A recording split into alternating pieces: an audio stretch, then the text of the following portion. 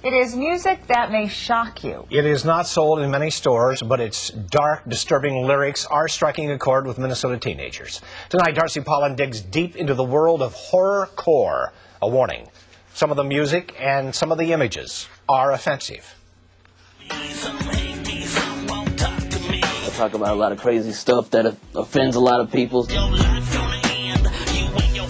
A song about fantasizing murder or the death of somebody, yeah, I consider that horrorcore. I have no responsibility for my lyrics. It's just fun. It's fun and games. It's horrorcore. Fun and games or disturbing and dangerous? I think it's garbage in and garbage out, and I would be very concerned if my teenager was listening to it. Horrorcore music, a type of underground rap which centers on violence and death. The first rap I ever wrote was about suicide.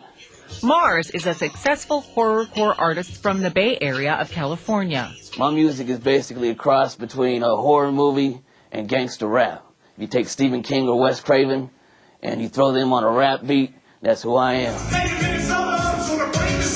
Jimmy Don is a St. Paul rap musician who also sings horrorcore songs. This genre popped up for people like me. A lot of kids who don't have a lot of friends or are misunderstood. Kids like Jeffrey Weiss, the Red Lake Reservation shooter. Some who knew him say Mars and Jimmy Don were among Weiss's favorites. They were just saying that this kid was a fan of my music, and he had my CD, The Darker Side, and he listened to the song Game Over and The Letter a lot, and he mentioned it as one of his favorite songs. I wonder what I did to deserve this rejection. Game Over is a song about a school shooting. I think I started writing that when I was about 14. Today I go to school for the last time in my life, holding tight to the pistol that I have to my side. I can't wait to see the faces as they stare down the barrel. I was sitting in class and I was looking at certain kids that I couldn't stand that were making every day really hard, like a personal hell for me. And I would fantasize about what it'd be like if I came in with a gun, which kids I would let live and which kids I would kill. That was years before Columbine or Red Lake. After the Minnesota school shooting, Jimmy Don got threatening emails from loved ones of the shooter and his victims. One of them said that he should have killed me for making the music that I do. Another one said that I should be disgusted with myself for fueling children to do this.